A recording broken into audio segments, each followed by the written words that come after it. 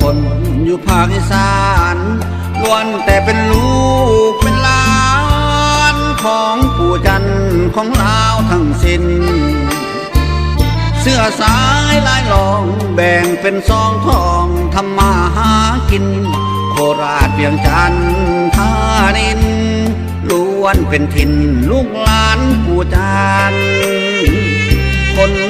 รุ่นปู่จึงหูว่าความเป็นมาอย่างไร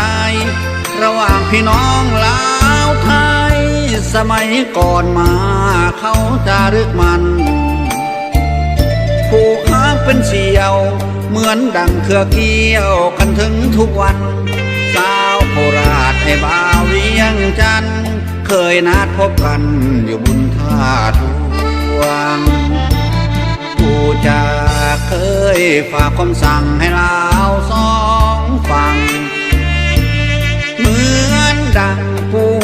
การกายนายสวงให้ล้านปู่ไปมาหาสู่ผู้สาธาตุหลวงพระธาตุประนมให้แห่นห่วงเหมือนใจหนึ่งดวงคนลาวสองฝั่งคนรุ่นยาน้ำตาต้องหลั่งลิ้นไหลเมื่อจั่วเปล่านุ่งสิ้นไม้ผ่านโคราชไปน้ำตาอย่าหลังสาวมือกอดแนบสวงอกเหมือนใจจะพังคิดทอดอดีตความหลังสมัยยังเนาอยู่เวียงทอง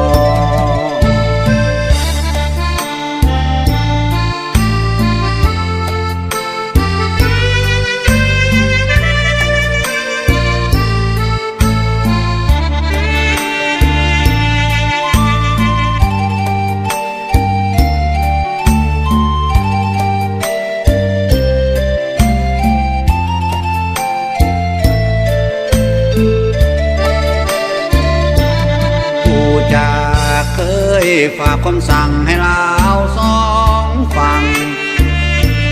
เหมือนดังผู้การกายนายสวงให้ล้านปู่ไปมาหาสู่ผู้สาธาตุหลวง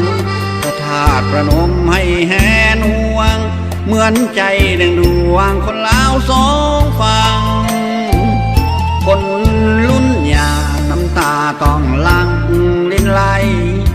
เมื่อจั่วเปล่านุ่งสิ้นไม้ผ่านโคราชไปน้ำตาอย่าหลังสาวมือกอดแนบสวงอกเหมือนใจจะพังคิดทอดอดีตความหลังสมัย